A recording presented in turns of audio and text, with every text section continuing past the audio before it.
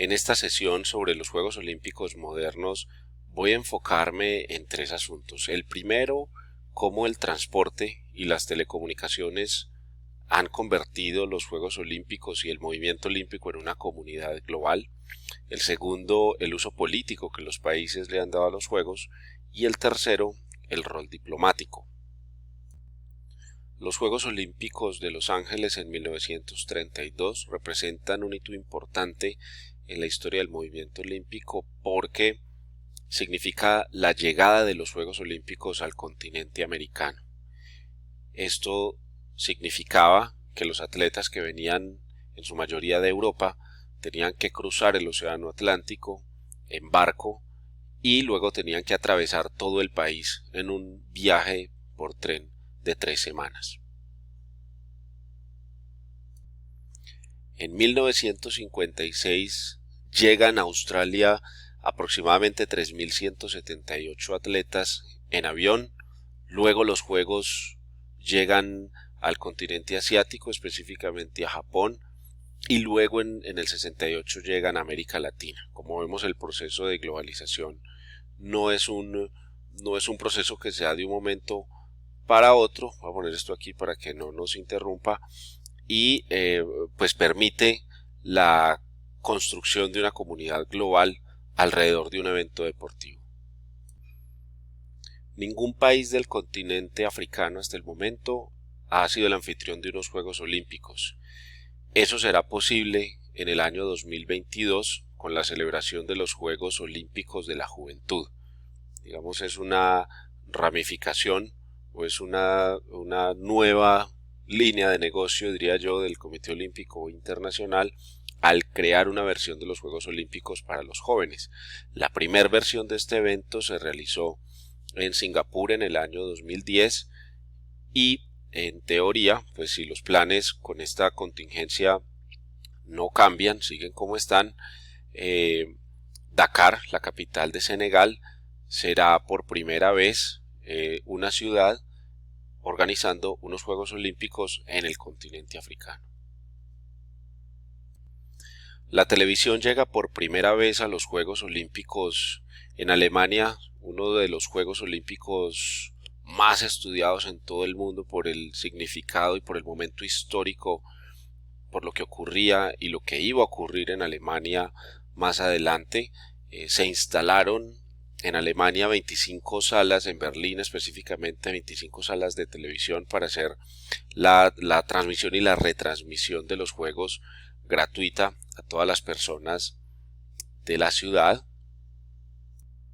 Luego los Juegos son interrumpidos por la Segunda Guerra Mundial en 1940 y 1944 y en 1948 nuevamente pues aparece una versión de los Juegos Olímpicos de Invierno en Saint-Maurice, en Suiza.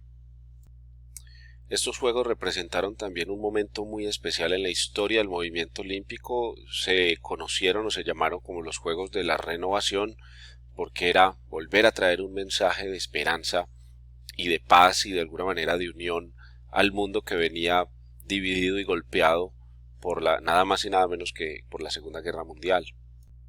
En 1964 los japoneses realizan un salto impresionante en tecnología utilizando satélites para transmitir los Juegos. En los Juegos Olímpicos de Invierno en 1956 en Italia ya se habían hecho transmisiones en vivo para los países europeos y se enviaban grabaciones de manera diaria a los Estados Unidos, a Canadá y a Japón para poder retransmitirlo solo con unas horas de retraso. Luego en 1968 se transmiten unos juegos a color, que son los Juegos Olímpicos de Grenoble, realizados en Francia. El creciente interés de la prensa, de los gobiernos, de la empresa privada, más el desarrollo de la tecnología, han hecho que los Juegos Olímpicos sean un evento supremamente importante para todos los periodistas del mundo.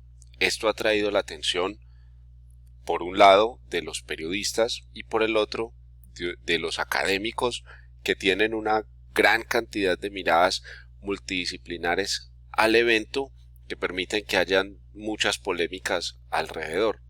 También debemos decir en este punto que el Comité Olímpico Internacional, como propietario jurídico de los Juegos, tiene en la venta de derechos de transmisión de los Juegos Olímpicos más del 50% de los ingresos que le llegan a todo el movimiento olímpico.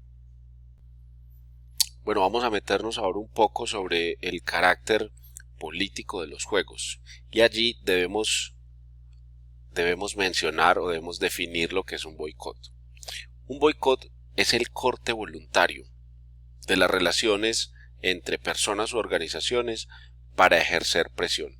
En los Juegos Olímpicos, un boicot es sencillamente no participar.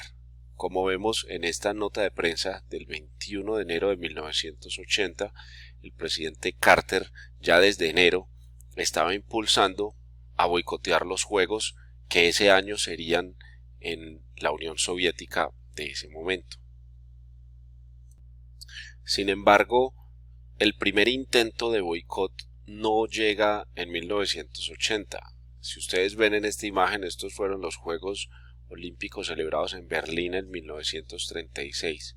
Ya para esa época, algunos países habían manifestado su preocupación por las conductas y por la forma como Hitler estaba conduciendo la Alemania nazi en 1936 y en los años anteriores. Sin embargo, esto con una estrategia, digamos una estrategia política de los miembros del Comité Olímpico Internacional en ese momento, se lograron sacar los Juegos adelante y no pudieron ser boicoteados por algunos países, pero ya había una serie de intenciones por boicotear los Juegos, es decir, por no participar en ellos. En 1956, para los Juegos Olímpicos de Melbourne, en Australia, la presión soviética sobre Hungría hizo que algunos países se negaran a participar de los Juegos Olímpicos en Melbourne. Esta imagen es icónica y seguramente muchos de ustedes la reconocen, es la de Tommie Smith y John Carlos en los Juegos Olímpicos en México en 1968, levantando su brazo y agachando la cabeza para protestar contra los actos de racismo en los Estados Unidos y mostrando lo que históricamente se conoció como el Black Power. Luego en los Juegos Olímpicos vuelven a Alemania, esta vez a Múnich, y ocurre una tragedia impresionante. Unos terroristas palestinos invaden la Villa Olímpica, secuestran a unos atletas israelíes y la policía tiene que llegar a rescatarlos. Al respecto hay una película, por eso la pongo acá para que si tienen la oportunidad le den una revisada, porque muestra de alguna manera lo que ocurrió al interior de esta tragedia y en parte también el ambiente de los Juegos Olímpicos. En 1976, para los Juegos Olímpicos de Montreal en Canadá, una cantidad de países africanos boicotean los Juegos en protesta al apartheid, ese sistema de segregación entre blancos y negros en el continente africano. En 1980, el presidente Carter de los Estados Unidos estaba invitando enérgicamente a boicotear los Juegos de Rusia que iban a ser en la Unión Soviética en ese momento por la ocupación soviética que había en Afganistán en ese momento. Para los Juegos de Los Ángeles, luego los soviéticos devuelven el favor a los estadounidenses y manifiestan no asistir a los Juegos. Las razones era la excesiva comercialización de los Juegos y la seguridad de los atletas. Para ese momento histórico de la humanidad, pues los Juegos Olímpicos, el deporte en especial, se había convertido en una plataforma en una lucha de poder político y en una muestra por por tratar de presentar cuál era el sistema económico más exitoso, si el capitalismo o el comunismo. Bueno, estamos en el año 2020 y hace apenas un día Canadá y Australia enviaron una carta renunciando a su derecho a participar en los Juegos Olímpicos de Tokio si estos no eran pospuestos. Hoy recibimos la noticia de que los Juegos se cancelan un año, pero naturalmente si ustedes analizan lo que el desarrollo de los hechos, fueron primero los países y no cualquier país, ¿no? Canadá y Australia los que rechazaron su participación en los Juegos Olímpicos, primero que el comité organizador y el Comité Olímpico Internacional decidiera posponer los Juegos por un año, dada la situación y la crisis de salud que ha generado el famoso COVID-19. Esta imagen es icónica y es supremamente interesante ver el poder social y político que puede tener un gesto de estos. Aquí vemos a Derartu Tulu de Etiopía con Elana Meyer de Sudáfrica.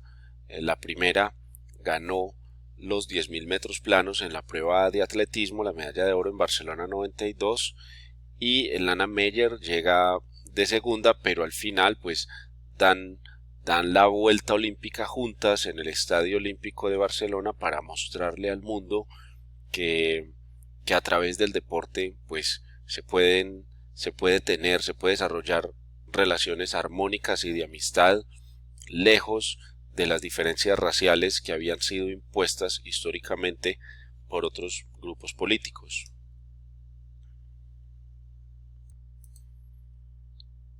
En este otro fragmento de la ceremonia de inauguración de los Juegos Olímpicos de Pyeongchang, vemos cómo las delegaciones de Corea del Norte y de Corea del Sur desfilan juntos enviando un mensaje de unidad, un mensaje de paz al mundo. Esta no es la primera vez que estos países que están oficialmente en guerra tuvieron una guerra durísima en 1950 al 1953. Luego en 1953 se firma un armisticio, pero técnicamente los países siguen en guerra. Lo interesante allí es cómo en los Juegos Olímpicos han servido como un escenario para demostrar la voluntad de paz entre ambos países.